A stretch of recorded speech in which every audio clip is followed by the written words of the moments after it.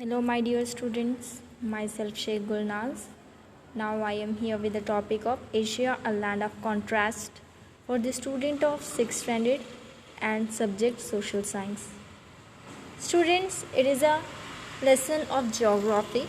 In this lesson, you are going to learn introduction, that is study of location, extent and physical setting, regional divisions of Asia, physiography, major rivers and agriculture, climate and natural vegetations, important minerals, population growth, distribution and density. These are the things you are going to learn in this chapter, that is Asia, land of contrast. You know what, student, what is Asia? It is a continent in which our country lies. Means India it comes under a continent, that is Asia. As you know, students, there are 7 continents. Okay, in that Asia is one. So after understanding this chapter, you will get to understanding the location, extent, physical setting and contrasting features of Asia. You are going to be learned understanding the regional divisions and highlights of the contrasting features, describing the major physiographic divisions of Asia, understanding the relationship between the rivers and agricultural activity, knowing the relationship between climate and natural vegetations of Asia, understanding the occurrence of major minerals, growth, distribution and density of population. Okay, these are the things after this lesson you will be getting to understand. So now let us start the lesson, that is location, extent and physical setting. Location, where it is located and their physical setting you are going to learn here. Asia is the largest of all the continents. Though I said you just before, student, that we have that 7 continents, in that Asia is the largest continents of all. So hence it has the greatest variety in terms of physical features, climate, vegetation, wildlife, soils, etc. These are the important things involved in this continent. So it has the highest mountain plateaus, vast fertile plains, deserts, river systems and lakes.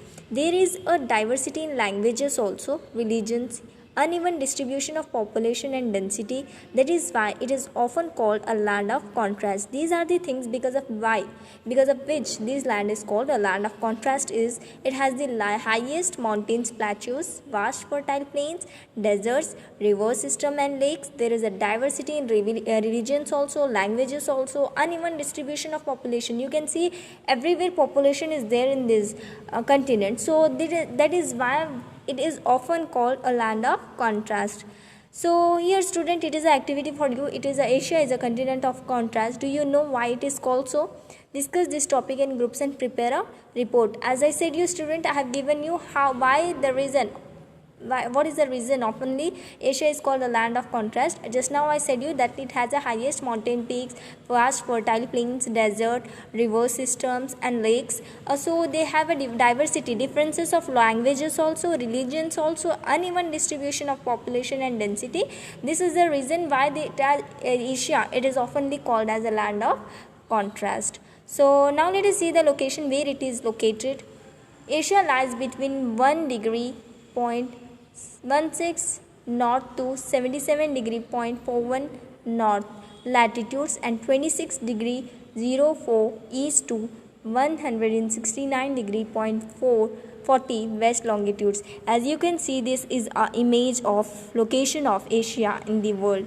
Okay, where is Asia locating to you, students? Here it is in yellow color. As you can see, this is a continent of Asia. These are the other continents, that is North America, South America, Europe, Africa, Australia. So in that you can see in terms of area, our Asia is a biggest mountains, in largest mountain we can say. So the equator passes just south of Malaysia. So the Tropic of Cancer passes through Arabia and India. So the Tropic of Capricorn, you can see, students, the image is here visible to you. Here, Tropic of Capricorn, here it is a line of Tropic of Capricorn, you can see. So it lies between,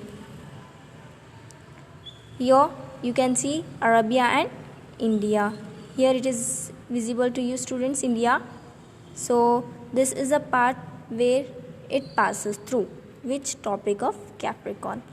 So Next, extent.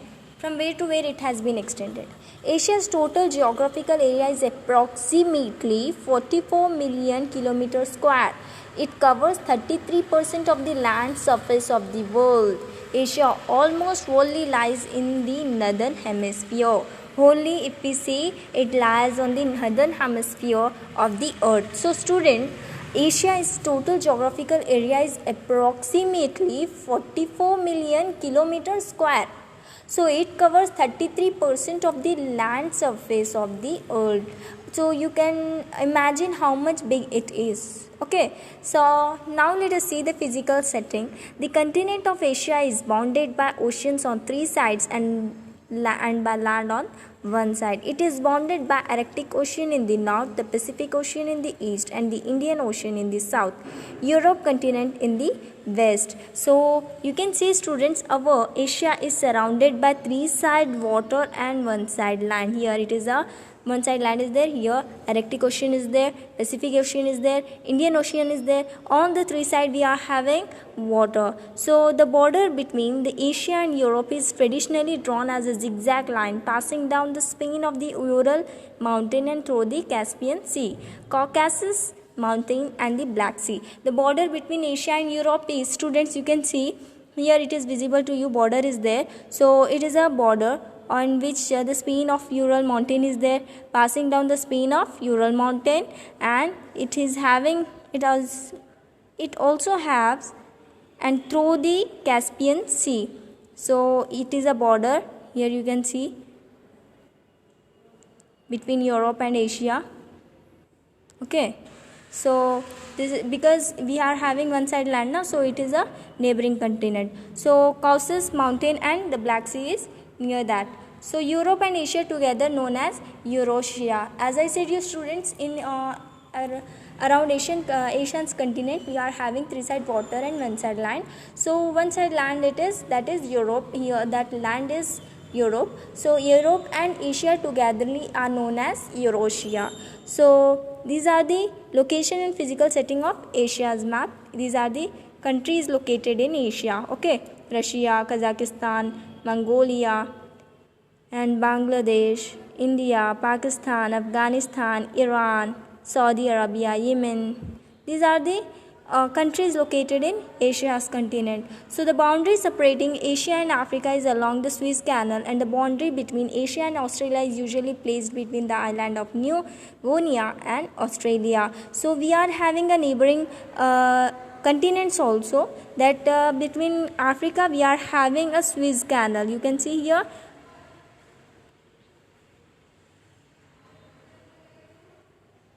Here, okay, Africa, it is a continent. So between that we are having a Suez Canal. Okay, so regional divisions of Asia. There are 48 countries in Asia. They are usually grouped into following 5 major regional divisions. Okay, there are 48 countries in our Asia continent. So now let us see how it has been divided.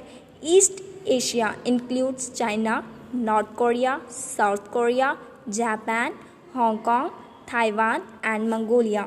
They are between the vast expanses of Russia to the north and the countries of the South Asia and the Southeast Asia to the south. These are the countries located in the east part of Asia. Okay, you can see here in the east part of the Asia you are having this China. Okay, students, Bangladesh, China, Hong Kong, these are the countries which are located in the south of Asia, east of Asia. So now let us see the another, that is Southeast Asia. Compromises of Myanmar, Laos, Vietnam, Thailand, Cambodia, Malaysia, Singapore, Indonesia, Philippines, Brunei. These are the regions of peninsulars and islands, that is Sumatra, Java, Sulawesi, Borneo, Papua, etc. To the west of it lies the Indian Ocean, and to the east of it is the Pacific Ocean. So Southeast Asia, these are the parts relating here. Southeast Asia So it has been divided that Southeast Asia also, the countries has been divided into Southeast Asia, East Asia, South Asia. These are the places. So it has been divided like this. So it will be easy for us to understand the things. So next we have that is South Asia. It includes the countries like India, Bangladesh, Bhutan, Nepal, Pakistan, Sri Lanka and Maldives. India is a gained among these countries. Gained is nothing but students large. So among these, India is very large in the south of Asia. The Bay of Bengal, the Arabian Sea and the Indian Oceans are the water bodies which are to the south. You can see students here, the Bay of Bengal, Arabian Sea, Indian Sea is located to you.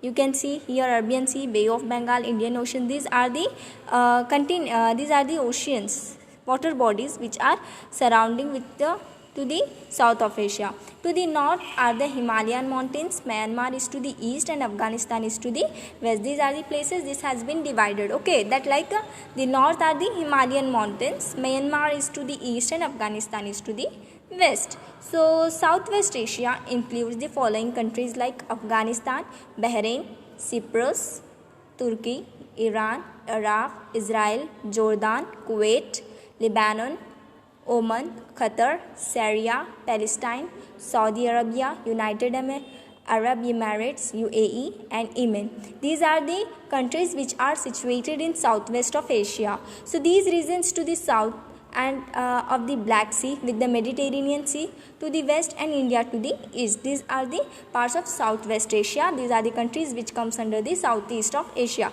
southwest of Asia. So which are those? There are Afghanistan, Bahrain, Cyprus, Turkey, Iran, Iraq, Israel, Jordan, Kuwait, Lebanon, Oman, Qatar, Syria, Palestine, Saudi Arabia, United Arab Emirates and Yemen. Okay, so these are the regions in the to the south of the Black Sea with the Mediterranean Sea to the west and India to the east. So like this students, this has been divided the continent.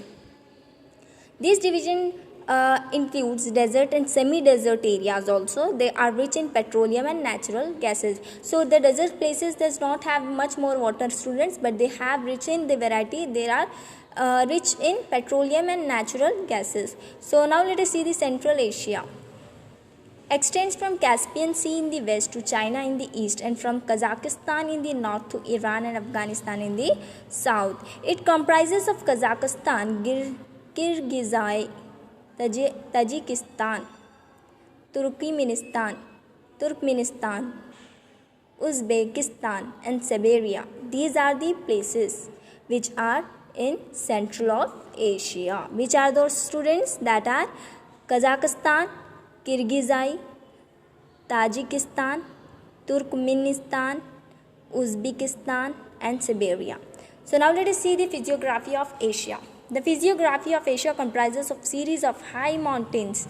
They are dominant landforms. Beside there are different plateaus, alluvial, lowlands and the island occurs. So these are the landforms students, that is high mountains, they are dominant landform and all.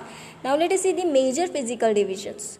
On the basis of structure and relief features, Asia can be divided into 5 physical features. Okay, 5 physical divisions. They are the north western lowlands, the central highlands, the southern plateaus, the great plains of rivers, the island groups. These are the 5 major divisions of the Asia. Okay, so now let us see one by one the importance of these 5 divisions. That first is the northwestern lowlands. They are the most outstanding relief features of Asia. They extend from Bering Strait to the Caspian Sea. So these are extended from Bering Strait to the Caspian Sea. They are between the Arctic Ocean and the central highlands. They are vast triangular lowlands known as Siberian plain. So students, here they are the most outstanding relief features of Asia is they extended from Bering Strait to the Caspian Sea and they are between the Arctic Ocean and the central highlands. They are the vast triangular lowlands known as Siberian plain. So the general slope is towards the north. Okay, this plain is crossed by the Lena, the Ob and the Inais rivers. So they flow northwards into the Arctic Ocean. Now let us see the another important thing, that is the Central Highlands. They form the second great physical division. They lie to the south of the northwestern lowlands. So the mountain ranges of Central Asia is known as the Central Highlands. They stretches from the Asia Minor to Bering Strait. Various mountain ranges radiate from the Pamor Knot in all directions. The eastern ranges include the Himalayas, the Konal, the Karakoram, the Tanshan, the Altai, the Sayan, the Yablonovi, the Kingan and Stanovo. The western ranges comprises of the Hindu Kush, the Sulaimans, the Kirthars, the Elbors, the Zagros, the Caucasus, the Pontine and Taurus mountains. These are the mountains which are located in the Central Highlands. So they are called as the Central Highlands. Okay, because it is located in the central of Asia, so because of that it is known as the Central Highlands. So which are these mountain students? The Himalayas mountains, the Kunlun, the Karakoram, the Tanshan, the Atlai, the Sayan, the Yablonovi, the Kingan and the Stanovo. So these are the mountains ranges. Okay, here it is. So now let us see. The western ranges comprises of Hindu Kush, the Sulaimans, the Kirthars, the Elbors, the Zagros, the Caucasus, the Pontine and the Taurus mountains. So these are the mountains named, students. So it is difficult to pronounce for you, but it is located in the Central Highlands of Asia. This is the image is there visible to you. This is the image of Mount Everest. Okay, Himalaya. So the Himalayas are fold mountains which extend southeast from the Pamirs. They are loftiest mountains in the world. Mount Everest is the Himalayas is the highest peak in the world. So you can see, students, how good it is, as we can see in physiography of our Asia, that in the central of highlands we are having a mountains and that are the greatest and highest peak in the world.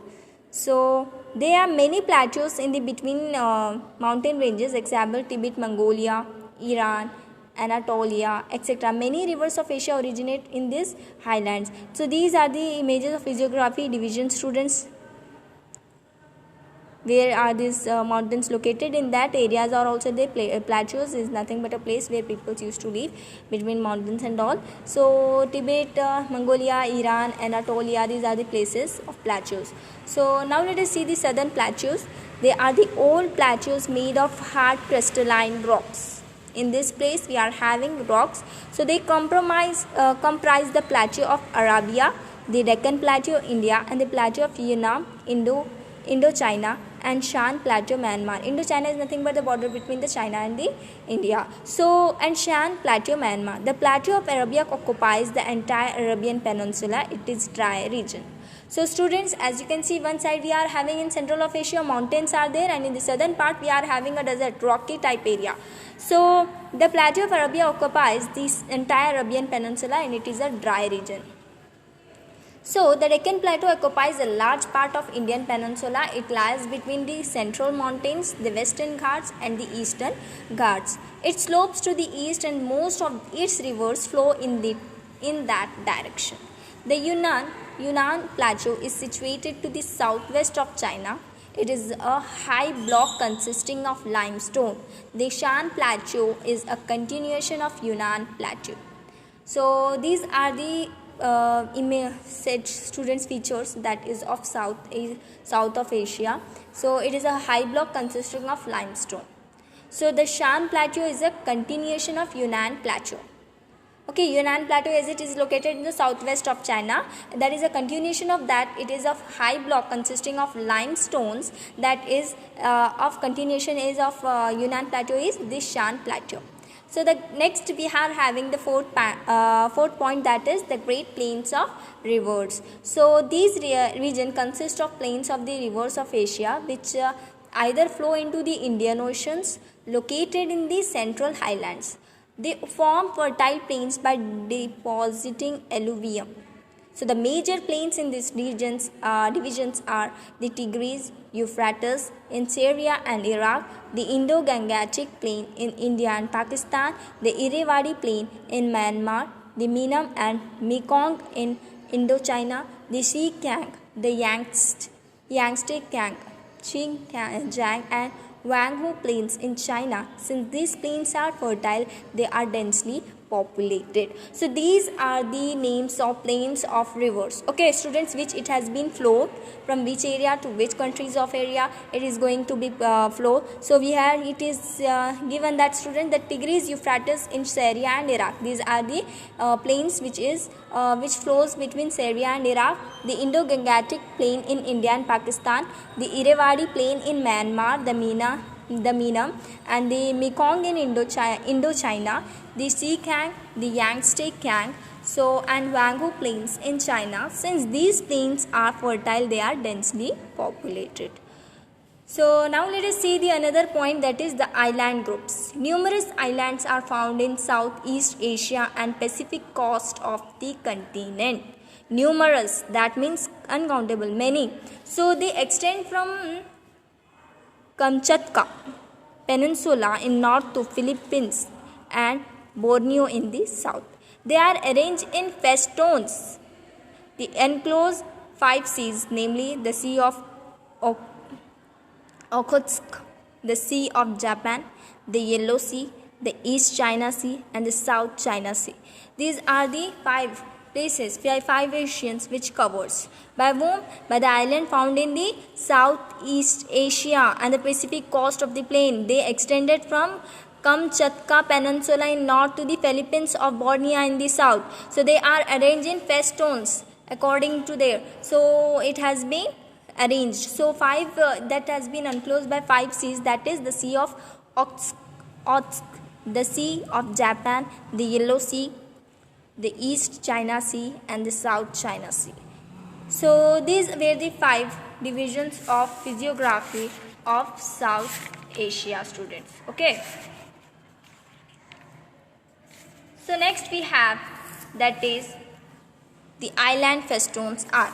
Which are the island festoons? And it has been enclosed. Okay. The Kurile Islands, the Japanese Island, the Latchu Islands and the Borneo and Philippines Islands. These islands are of volcanic origin and have fertile soil, deep valleys and steep conical peaks. So these are the features of island festoons as it has been given, or arranged in festoons. So the island festoons are the Kurile Islands, the Japanese Islands, the Latchu Islands and the Borneo and Philippines Islands. These islands are of volcanic origin, okay, so and have fertile soil, and we can see deep valleys and steep conical peaks are also there in these areas. So students, next we have, that is the major rivers and agriculture. Okay, so next we have, that is the major and rivers and agriculture of South Asia. So just now we have learned about the physiography. Now let us see about this major rivers and agriculture. So this part will be discussed in the next class, students. So whichever question is there relating to this topic, you can ask me in WhatsApp or else by calling me. So thank you for watching my video, students. If you have doubt and question, without hesitating you can ask. So next will be continued. In the next class we are going to be discussed about this topic, that is part 2, major rivers and agriculture of South Asia, agriculture of Asia, climate and natural vegetation of Asia, temperature, distribution of rainfall, winter season, natural vegetations. We are going to be discussed in the next class. So about important minerals also we will be going to be discussed. So thank you for watching my video, students.